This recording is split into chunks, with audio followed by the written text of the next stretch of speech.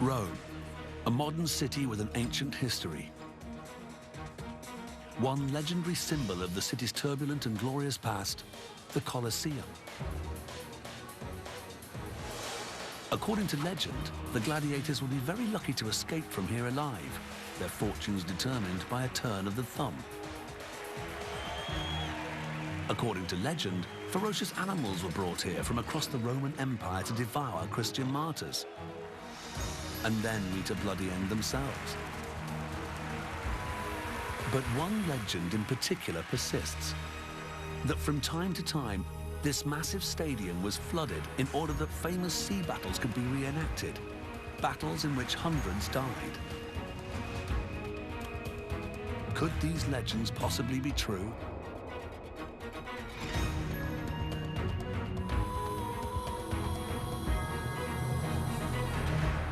To find out whether the legends of the Colosseum are fact or fiction, Unsolved History has assembled a team of archaeologists, historians, and scientists to find the answers. Caked up here, and look at this. Look what's... Daniel Martinez is Unsolved History's chief investigator.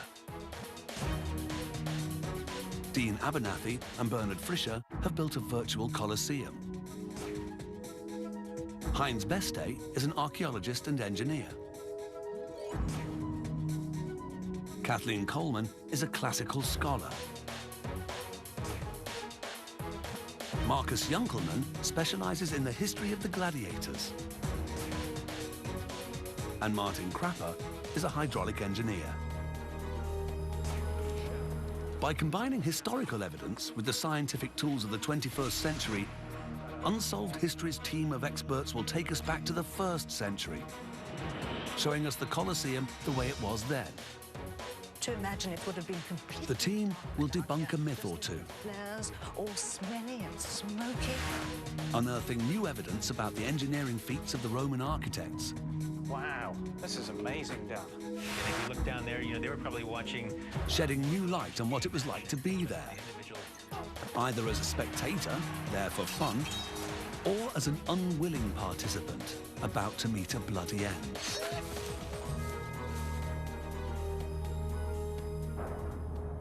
Through the centuries, it was ravaged by earthquakes, fire, looting, and neglect. But the ruins of the Roman Colosseum still managed to amaze more than 3 million visitors every year. Back in AD 80, when this architectural wonder was first opened, it must have been even more amazing. When this amphitheater was full, with 50,000 people, the noise and the atmosphere and the hype must have been considerable. There's so much excitement that people get sucked into it. This was the greatest entertainment complex the world had ever seen. It really is an expression of the power and the wealth that Rome had achieved by 80 AD. 2,000 years ago, Rome lay at the center of a vast and thriving empire. But in the 1st century AD, the city was experiencing troubled times. In AD 64, a ferocious fire gutted the center of the city. Amid accusations and recriminations about the cause of the fire, the young Emperor Nero claimed the charred city center as his own and built himself a sumptuous palace covered in gold. It was not a popular move. After years of further misrule, the Roman Senate decreed that Nero should be flogged to death. Sparing himself that humiliation, he took his own life in AD 68. Vespasian took over as emperor and decided that he needed a grand gesture to impress the people of Rome. And so he commissioned the world's greatest amphitheater on the site of Nero's palace. What they were saying was, we are giving the center of Rome back to the people. And they made this huge entertainment building, this amphitheater, because at that point, Rome had no amphitheater. It took more than 20,000 workers almost 10 years to realize Vespasian's dream. The result, known at the time as the Amphitheatrum Caesarium, was simply staggering, and it became one of the most celebrated architectural wonders of Roman antiquity. Almost 200 meters long and 50 meters high, it could seat an audience of 50,000 people, room for 1 out of every 20 people in Rome at the time. Probably for the first time in history, crowd flow became an issue in public architecture.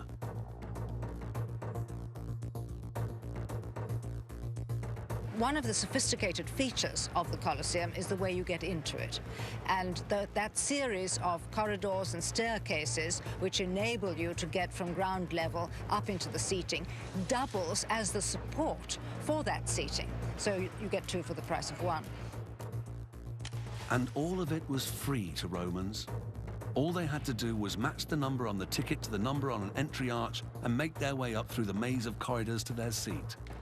But after walking through one of these arches, what lay ahead for the ancient Roman? To find out, Dean Abernathy and Bernard Fisher from the University of California in Los Angeles rebuilt the Colosseum inside a computer. These are archaeologically correct because they show the stairs going up here.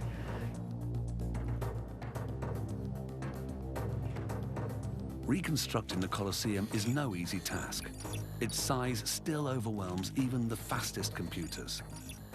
Probably the biggest challenge for making this a complete building was trying to come up with a way of decomposing it into smaller elements that we could actually build on a computer. Otherwise, if you're trying to manipulate the entire building, it tends to overwhelm the machine. It took a year of detailed programming to recreate this wonder of the ancient world. It's time to have a look around. So show me what you've done, Dean. Okay, well, let's enter through one of these lower doors here. The tools of modern science reveal the ingenuity that enabled this architectural masterpiece to remain in use for almost 500 years. This is exactly the second level of circulation with the staircases that pop us out into that. This will be the dark ring, the red one here, and that shows us the angles that go down into the green level. This is great, Dean, because it really shows the ingenuity of the engineers who designed this building. To understand the events that took place in this building, you have to put yourself inside it. We create the simulation so that we can go back and sit in the seats that the Romans sat in. We can see the things they saw. At last, the researchers here at UCLA can offer us a glimpse of how it must have been to stroll around the corridors and terraces of the Colosseum nearly 2,000 years ago and witness the glory and the gore of gladiatorial battle.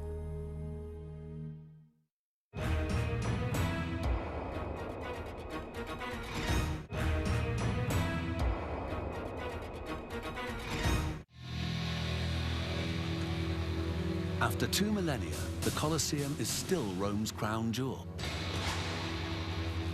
In its heyday, it stood at the heart of an empire that seemed obsessed with death. What was it like to watch the brutality played out on the arena floor? Well, you know, Bernie, 2,000 years ago, we would have had tickets that matched the numbers of the doorway, but we haven't put the numbers in yet. Well, if it makes you feel any better, I forgot the tickets at home. But let's go on inside. I think we can still make our way to the best seats. This part of the building was reserved for the senators. Yeah, it's pretty dark in this corridor. We're about 60 or 70 feet into the building. Yeah, the only daylight's coming from the seats. Well, let's go up and take a look and see what kind of view the senators had.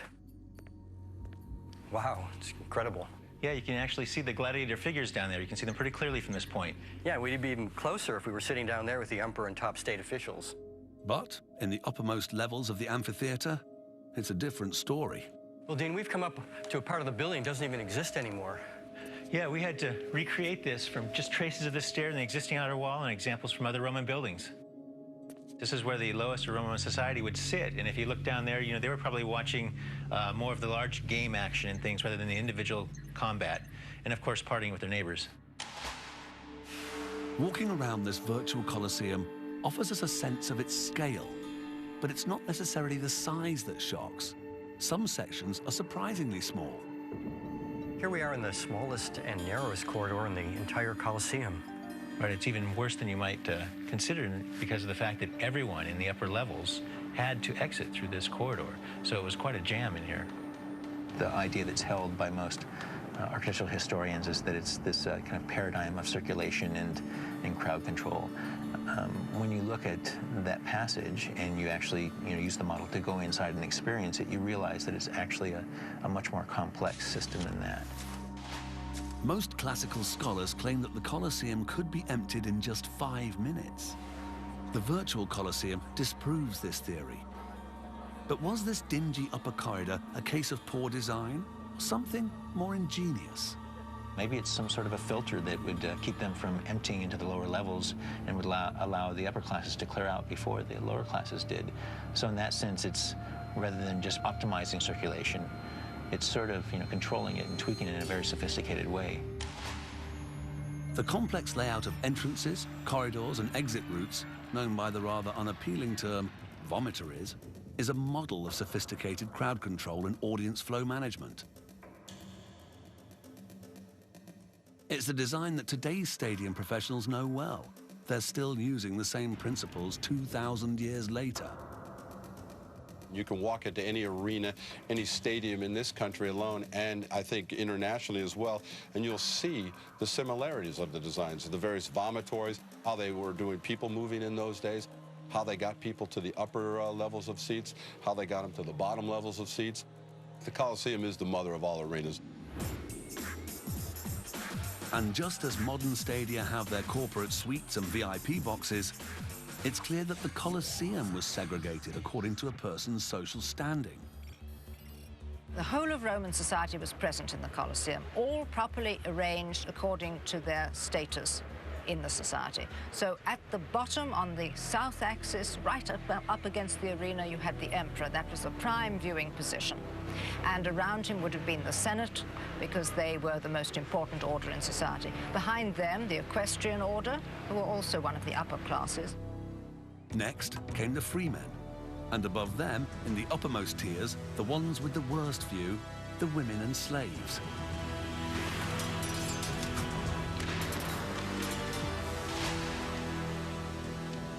But if the design of the Colosseum was complex above ground, it was no less so in the parts the audience couldn't see, below ground. A maze of underground corridors and chambers called the Hypogeum. During a show, it would have been buzzing with activity. Now, Daniel, you have to imagine it would have been completely dark down here, just lit with flares, all smelly and smoky. Because of the arena floor above. Well, not only that, there was a second story down here. Oh, I see. Yes, look at that arch. That would have supported another floor, so there were actually 2 floors down here. The 2 levels of the Hypogeum were linked to the arena floor above by a system of human-powered lifts. And look, just look at that. That's for a winch. Oh, they would turn it. Yes, yes. And that would help raise an elevator? Yes, and here on the left we can see a very good example of an elevator. You can see the grooves. Look at the middle groove there. That's where the elevator would have fitted. And the counterweights would have slid down this, possibly? Yes, on both sides, actually. You can see the other slot on that side. So everything could be raised up through there. During a show, stagehands under the arena floor created effects that must have astonished the crowd above. They could make a ferocious lion appear, as if from nowhere, or lots of lions, if that's what it took to satisfy the crowd. The trapdoors would pop open, and then in would leap some poor, terrified creature, some exotic animal from the furthest reaches of the empire. It must have seemed as though it was magic. The magic of a day at the amphitheatre usually began with the animal action, often a dramatic reenactment of a heroic hunting story set in some distant land. The animals that were displayed in these games were all different species. Lions, rhinoceroses, ostriches, tigers, all kinds of animals, brought from the far corners of the empire. These animals were the fruits of Rome's global dominion, brought to the capital for the common man to see and see killed. In the alcoves around the arena, archers were positioned to protect the crowd from any vicious animal that might try to escape.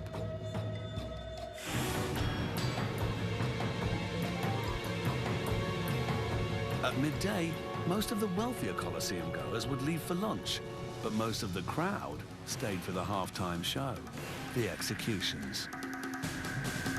They made drama out of executions. They restaged the ancient myths, and the bloodier the better. The legend that Christians were either thrown to the lions or were martyred in the Colosseum probably stems from this lunchtime diversion of an execution or two. But also, it's probably not true. It seems the myth was encouraged by the Catholic Church in the 17th century, who found it convenient to claim that Christians had been martyred there in antiquity. There's actually no evidence that this ever occurred, but the ruins were fortuitously saved nonetheless, which is why the Colosseum still stands to this day. Back at the amphitheater, after a suitably satisfying lunch, it was time for the top of the bill action, the gladiators.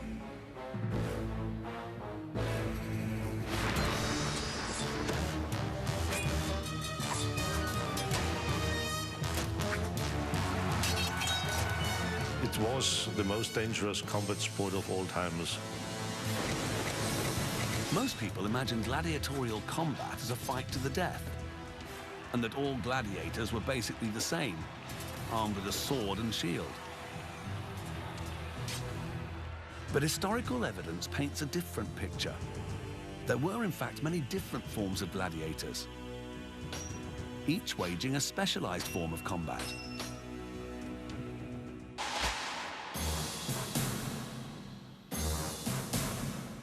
The most common form of combatant was the murmillo. Based on a Roman legionnaire, he was heavily armored with a long, curved rectangular shield, the scutum, a short sword, padded protection on his right arm, and a short leg protector, or greave, on his left leg. The secutor was a variant on the murmillo, differing only in his helmet, which was less ornate, and the eye holes, which were much smaller. The hoplomachus, based on a Greek soldier, bore a small round shield, a long lance, and 2 high greaves.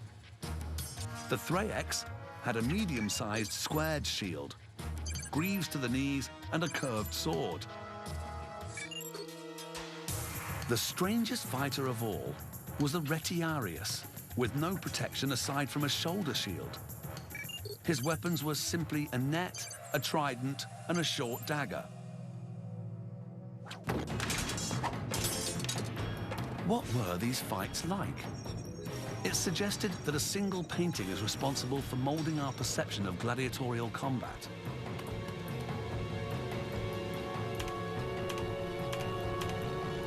In 1872, French painter Jean-Léon Gérôme created this famous work, Pellice Verso. Gérôme made every effort to get the historical details right. Most people think he succeeded. It's said that this image inspired the look of the film Gladiator. But is it accurate? When we look at Jerome's interpretation, we see 2 sections of seats in the lower portion of the Colosseum, but there should actually be 4. The emperor here is sitting in his grand chair, and yet no netting that surely would be there to protect him. If the seating arrangement is wrong, perhaps we should look more closely at Gérôme's rendition of gladiatorial combat. It appears that it's a mass combat in which the sole survivor, the last man standing, is the victor. Was this the way gladiators fought? The victorious gladiator now glances up at the first row of Vestal virgins who are gesticulating the pollice verso, which is the Latin term for turned thumb. Gérôme translated turned thumb as thumbs down, but that was just a guess. Did the Roman crowds ever make this now notorious gesture? Gladiatorial combat was very, very professional, and the gladiators were highly trained. One should think of it perhaps in terms of the modern boxer or the fencer. Military historian Marcus Junkelmann is a leading expert on gladiatorial combat. He's even created his own troupe of fighters. This practical research gives him the insight which is lacking in the history books. The normal impression that gladiator combat in the arena was a mess, was a chaotic melee of dozens of fighters and all against all and without rules is completely wrong. Contrary to popular depictions, a referee would always be close at hand and only 2 gladiators would fight at a time. The Romans also had specific formulas for pairing types of gladiators. This is a classic couple of large shield man, the Murmillo, against a small shield man, the Trax or Thracian. The Murmillo is very well protected in front of him, while the Thracian, with his small shield, will circle around him to get into his flank. And he has the curved sword. He can try to stab around or beneath the shield of his adversary. The Murmillo could also battle the Hoplomachus, whose extra reach with a long lance was balanced out by his weaker defense, a small round shield. Some gladiator types, like the Eques and the Provocator, were pitched against fighters of the same type, but the Romans seemed to love odd pairings. The Retiarius is the most lightly armed type of gladiator, only protected by a small bronze shield on his left shoulder. And his weapons are a net with which he tries to overthrow his adversary, and then following up the attack with his trident, always keeping his enemy at a distance, while his heavily armored pursuer is seeking the infight. His strength is hand-to-hand combat, always the left shoulder with a shield in front. This combination of heavy gladiator and a very swift light gladiator was thought by the Romans to be the most thrilling type of fighting, and therefore it became the most popular. The net fighter only stood a chance if he could tire his heavily armed but visually restricted opponent. The Retiarius was the perfect underdog, one the Romans loved to see prevail. Above all, the crowd wanted to see a good fight that would last more than just a few seconds. So the most vulnerable part of the gladiator, his face, was well protected with a visor.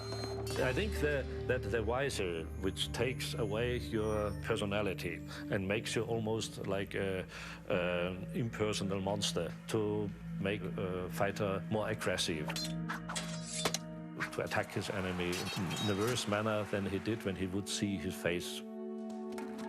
But how did the duels end? Not always with the death of one of the combatants. The scale of bloodshed is extraordinarily exaggerated. About 20% of the fights ended with a death, 80% survived.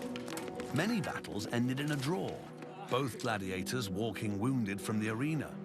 But if one man could no longer keep up with the fight... Then he dropped his shield and raised his left hand with a finger stretched out. In that moment, his adversary was no longer allowed to attack him.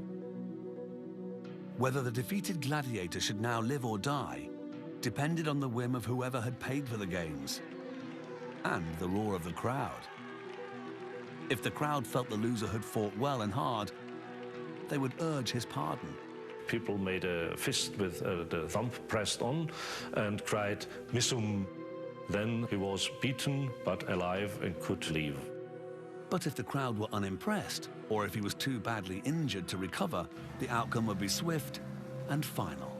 He had to accept this as a death sentence, like an execution. He had to kneel down and, without showing any emotion, awaited the death blow by his adversary, who stabbed him normally into the throat.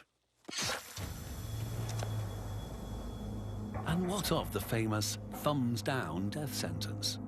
The historical evidence suggests an alternative gesture, not thumbs down, but the thumb pointed to the throat, mimicking the final deadly blow of the victor's sword. So, Christians probably weren't martyred here. Gladiators didn't always die. The thumbs down gesture is a myth. Indeed, the place wasn't even called the Colosseum. So what of that other legend? The one that suggests that full-scale sea battles were staged inside the amphitheater. Is this another tall tale from antiquity?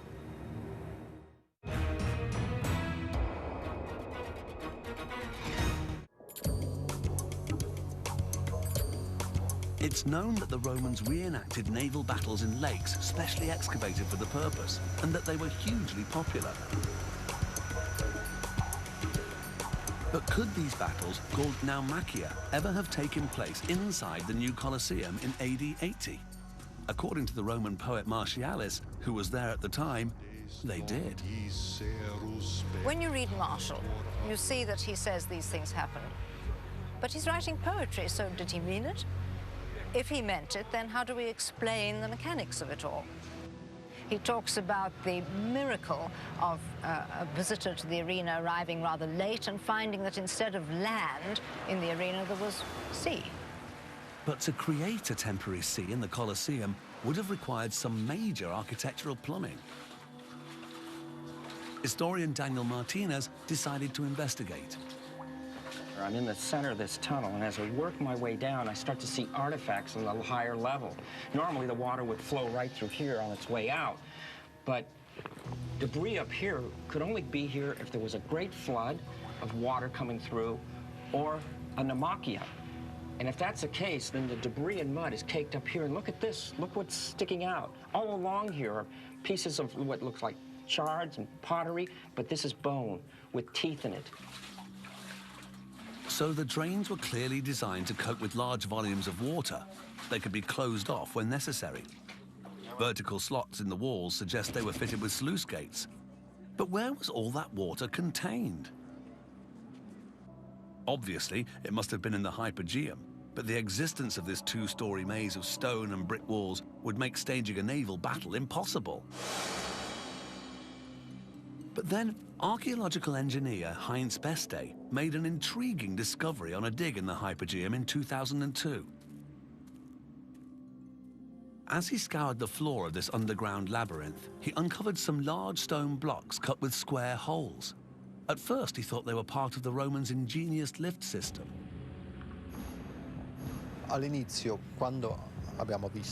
When we first saw these square holes, we thought they were for the elevators or the winches, just like the circular holes. But then we began to discover more, and we noticed that there was a regular pattern. Eventually, Beste found 18 blocks with these square holes. When he plotted them out, the pattern looked like it was part of a bigger design. It was. The Hypogeum we see today is not the way it always was. We always wondered how it was possible to have a naval battle and gladiatorial fights in the same place. But in the beginning, these walls you see here didn't exist. The arena was held up by a wooden substructure that could be removed. But removing the entire floor of the arena and the posts and beams that supported it would have been a major undertaking. Well, the great thing about Roman society was that manpower wasn't really a problem because that was a slave society. And with enough people on the job and highly trained, and possibly with the threat of something nasty happening to them if they made a mistake. We know, for example, that Claudius is supposed to have ordered a couple of mechanics from the arena to be thrown to the beasts because they defaulted on a job they were supposed to be doing. So I suppose there was a strong incentive for doing it efficiently. And it was also part of the can-do mentality of the Romans, always outdoing nature and managing to do the impossible. Many historians believe it would have been impossible to change the arena from land to sea or from sea to land in less than a week. But at a stadium in Los Angeles, Lee Zeidman was able to prove that the impossible can be done. He manages the changeover between huge sporting events. You got these seats coming in here, but you got all these guys that are standing around here waiting to do this. When you just get a couple teams that lift, put it down, and then we'll throw some more guys on that, Quite often, Lee Zeidman's stadium has to accommodate two completely different sporting events in a single day. Today, he has to turn his ice hockey rink into a basketball court in under 3 hours.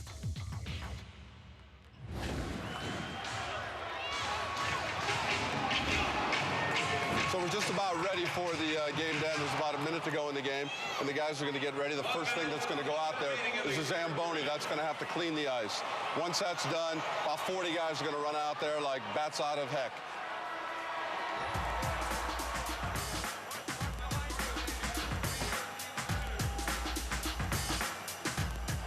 first, they'll start to bring the subfloor down that's actually going to go over the ice. Once that floor goes down, then we'll start to build everything up above that, similar to what they probably did in the Roman Colosseum days, where they build the subfloor.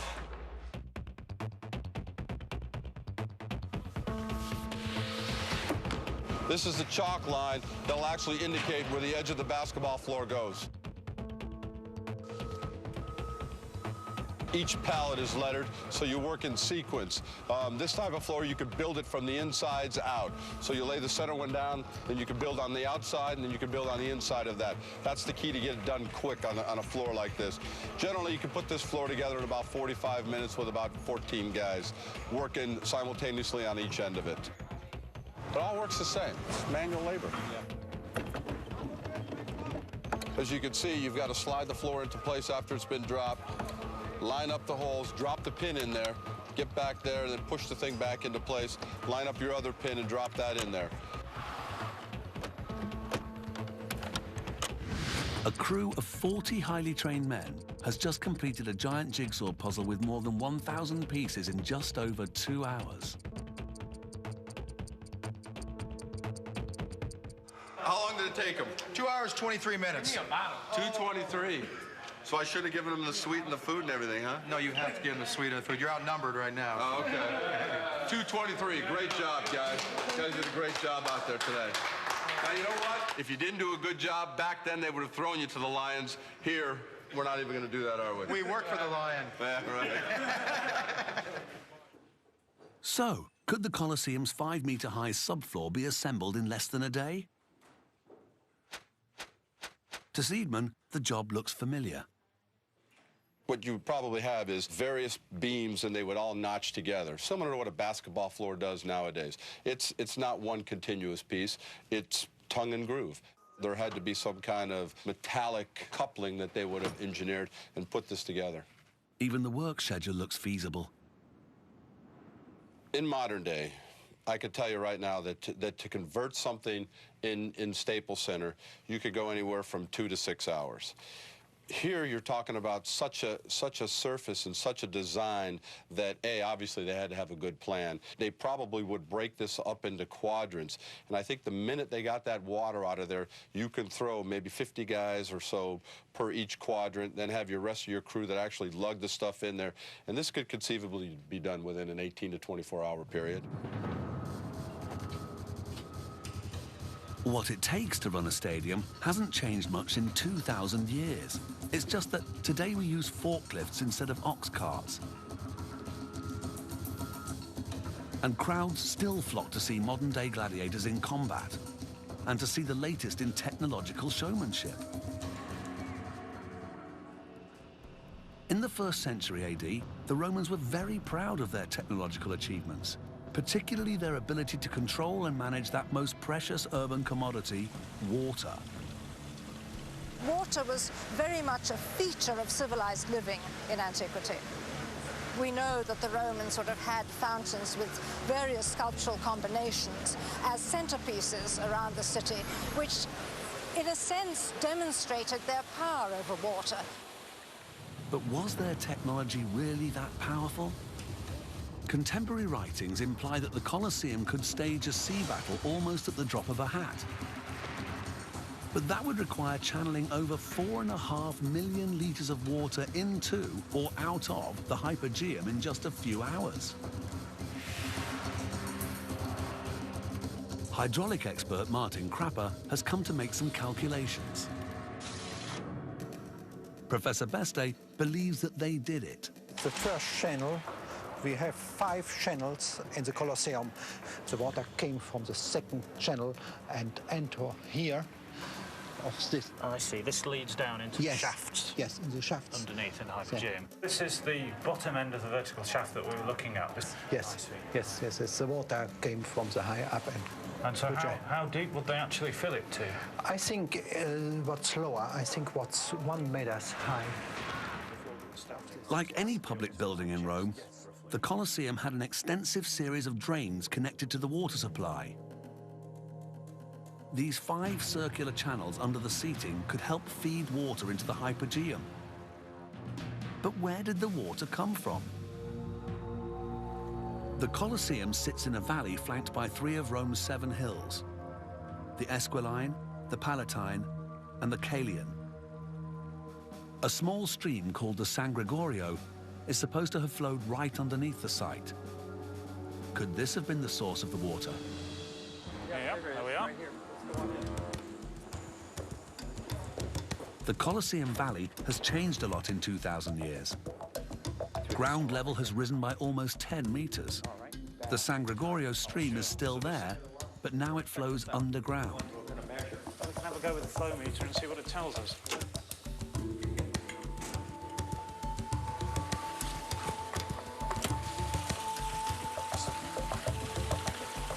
Giving us a sort of 0.03 meters a second. So that's pretty low flow speed.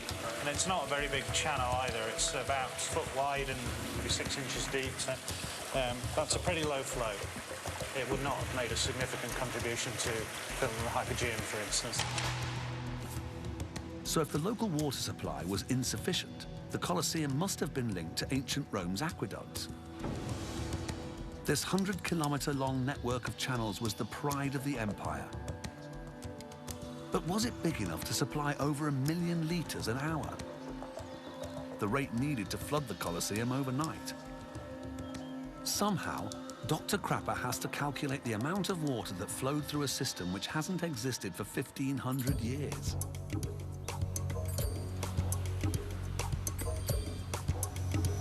Fortunately, one of the channels is still flowing, but it can only be reached by a little-known access point. Today, the Aqua Virgo supplies the Trevi fountain. 2,000 years ago, it was just one of 11 aqueducts crisscrossing the ancient city. The speed is about 0.3 meters a second. That gives us a flow rate of about 80 gallons a second, something of that order. Water level's quite well below the arch there. In ancient times, this would have carried more flow than this, so probably at least 4 times that. This ancient channel is the vital link Dr. Crapper needed to assess Rome's water system. By calculating the flow through this channel, which passes just 150 meters from the Colosseum, and its height above the arena floor, he can determine exactly how long it would take to flood the hypogeum.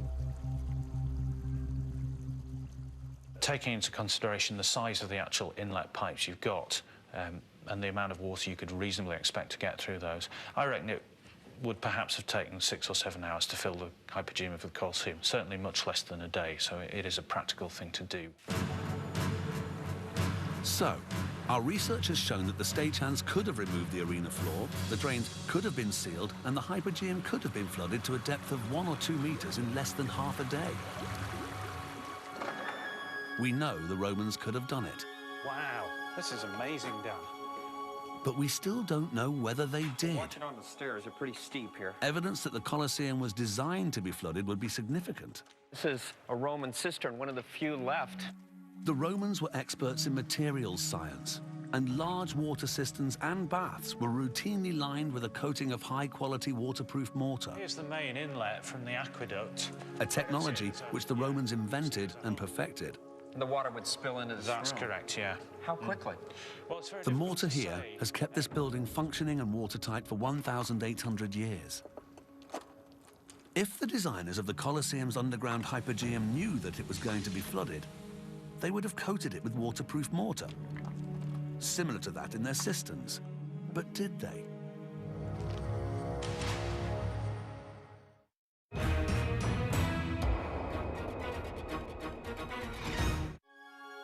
The Amphitheatrum Caesarium was one of the preeminent wonders of Roman antiquity. For nearly 5 centuries, the building survived as a functioning, crowd-pleasing game stadium, until earthquakes, fires, and a shortage of cash finally closed the place down in AD 523. Today, we call it the Roman Colosseum. It's become a magnificent 2,000-year-old tourist magnet, and yet, behind the myths and legends, its walls and corridors still hold many secrets. From the underground waterways to the ghost-filled corridors of the hypogeum, there is still a lot to learn about what really happened here. One of the most perplexing questions concerns the chemical composition of the walls in the basement. Well, here is a thin section of the Colosseum. It's very nicely done. Professors Rudy Wenck and Paolo Montero, experts on concrete, are looking for signs of a key Roman waterproofing ingredient, a volcanic sand called pozzolan. Oh, before you go, maybe you should check. If they find what they're looking for, then perhaps they can prove that great sea battles were staged here. The Romans did not use this pozzolanic material in every construction. They were very careful in using it. It was expensive.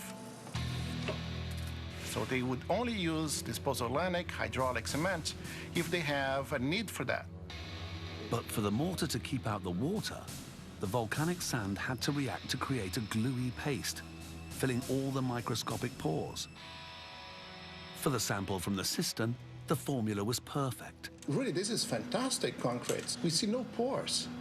It will be very hard to duplicate even with modern concrete. This is amazing achievement. But the Colosseum sample was not so clear-cut. I think we should go to the electron microscope. Definitely. Under an electron microscope, the picture became clearer. I'm zeroing in on that spot now, and we do a chemical analysis on about a 1 micron area. Let's see what it is. Okay, we've got a big calcium peak, got a small silicon peak. And finally, X-ray analysis searching for the chemical fingerprint of the volcanic glue. Here's the cistern sample.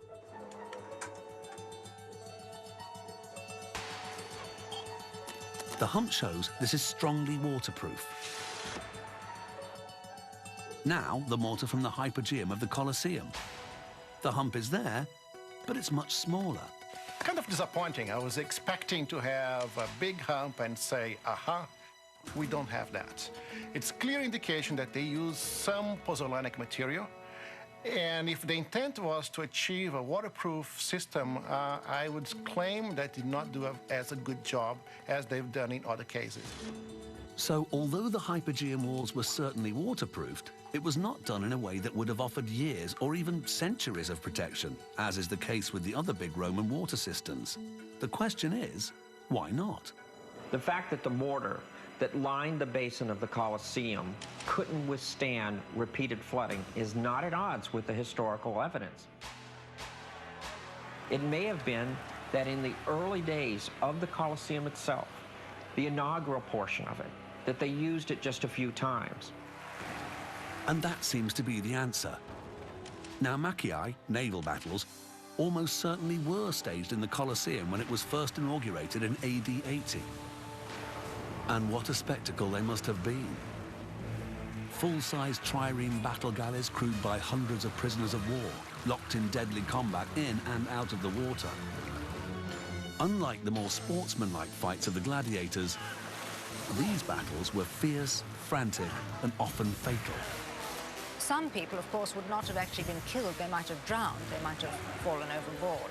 And even with a relatively shallow degree of flooding, if people couldn't swim, they might well, weighed down by armor or perhaps with a knock on the head, they might well drown. So I think the casualties were probably quite considerable. But I'm afraid that is something the arena was associated with. What the Romans did in the name of entertainment, the enormous productions and expense, was truly remarkable. But if you compare that to what we do today, there's great similarities. We spend enormous amount of money entertaining people through the production of television and film and sports. And we have our arenas. Perhaps people don't die there purposely, but they're there to entertain, to provide the spectacle. The team seems to have proved that the Romans did find a way of transferring 4.5 million litres of water in and out of the well of the hypogeum whenever they wanted to. So Martialis the poet probably was telling the truth.